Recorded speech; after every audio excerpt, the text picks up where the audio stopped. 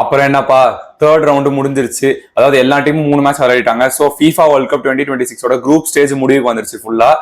இந்த third round matches நீங்க பாத்தீங்கன்னா, அதாவது எல்லா டீமும் அவங்களோட 3வது மேட்சஸ், எஸ்பெஷலி செகண்ட் ரவுண்ட்லயே அவங்களோட நாக் அவுட் ஸ்பாட்டை சீல் பண்ண டீம்ஸ் எல்லாம் இந்த மேட்ச் வந்து பெருசா எடுத்துக்கல. It's not about over confidence are under estimation. அவங்க பிளேயர்ஸ் இன்ஜுரி ஆகாம பாத்துக்கணும்ல. ஸோ அதனால வந்து நிறைய டீம்ஸ் இப்போ நார்வே வர்சஸ் பிரான்ஸ்லாம் எடுத்தீங்கன்னா, எர்லிங் ஹாலண்ட் வந்து எப்படியும் பிரான்ஸ் தான் ஜெயிக்க போறாங்க அப்படின்னு சொல்லிட்டு அந்த மேட்சை அவர் ஃபுல்லா விளையாடல. அதுக்கேற்ற மாதிரி பிரான்ஸ் தான் வின் பண்ணாங்க. பட் போர்ச்சுகலுக்கு பாத்தீங்கன்னா கேஸே வேற, நடுவுல மற்ற ரிசல்ட்ஸ் எல்லாம் வச்சுதான் அவங்களோட குவாலிஃபிகேஷன் கன்ஃபார்ம் ஆச்சு.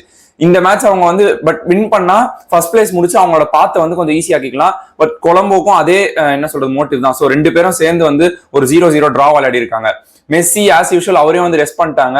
அவங்க கோச் வந்து செகண்ட் ஹாஃப்ல வருவான்னு சொன்னாங்க. அதுக்கேற்ற மாதிரி மெஸ்ஸி வந்தாரு, ஒரு ஃப்ரீ கிக் உள்ள அடிச்சாரு, 3-1 அப்படின்னு சொல்லிட்டு அர்ஜென்டினா வின் பண்ணிட்டாங்க. ஸோ ஒரு கம்ஃபர்டபுளான பொசிஷன்ல தான் பிரான்ஸ் அர்ஜென்டினாலாம் உள்ள போறாங்க. மீன்வைல் மற்ற ரிசல்ட்ஸ் எல்லாம் பாத்தீங்கன்னா, ஸ்பெயின் வர்சஸ் யுருகுவே ஒரு ஹார்ட் ஃபாட் விக்டரி ஸ்பெயினுக்கு. யுருகுவே வெளில போறாங்க. எவ்வளவு ஷாக்கிங்கான விஷயம் பாருங்க. இது அப்படியே வெஸ்ட் இண்டீஸோட கதை தான் கிரிக்கெட்ல.